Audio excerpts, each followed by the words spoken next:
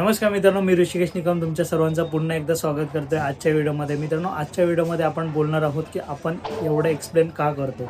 ठीक आहे, आता बऱ्याचदा किंवा बऱ्याच लोकांच्या लाईफमध्ये किंवा बरेच लोक ही गोष्ट करत असतात की आपण लोकांना न विचारता पण खूप एक्सप्लेनेशन देत असतो. ह्याच्यामध्ये प्रॉब्लेम एकच होतो की आपणच थकतो एवढं एक्सप्लेनेशन देऊन.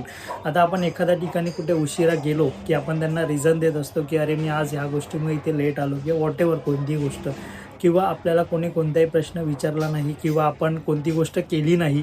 ठीक आहे, किंवा आपण कोणती गोष्ट केली नाही तर आपण कुठेतरी त्यांना एक जस्टिफिकेशन देत असतो की अशामुळे हे झालं वगैरे वगैरे बऱ्याच गोष्टी आपण बोलत असतो.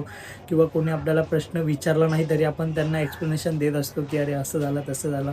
तर ह्या गोष्टीमुळे एकच गोष्ट होते मित्रांनो, जास्त ओव्हर एक्सप्लेनेशन दिल्यामुळे आपली व्हॅल्यू किंवा आपली किंमत कमी होते. ही गोष्ट तुम्ही लक्षात घ्या. आणि एक्सप्लेनेशन आपण देण्याचं कारण काय असतं की आपल्या मनामध्ये भीती असते की लोक काय बोलतील.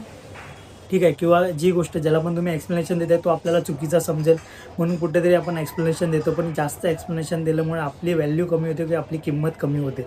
ठीक आहे, आता एक्सप्लेनेशन देणं हे चांगलं आहे, काही प्रॉब्लेम नाही आहे त्याच्यामध्ये. पण ओव्हर म्हणजे ही गोष्ट प्रत्येक ठिकाणी तुम्ही एक्सप्लेनेशन देत जाल ना तर तुमची व्हॅल्यू कमी होते मित्रांनो. ही एखाद्या वेळी मेसेज करतो तर त्याला कुठे व्हॉईस नोट टाकतो, टेक्स्ट टाकतो, कुठेतरी जास्त ओव्हर एक्सप्लेनेशन केल्याने आपली किंमत कमी होते.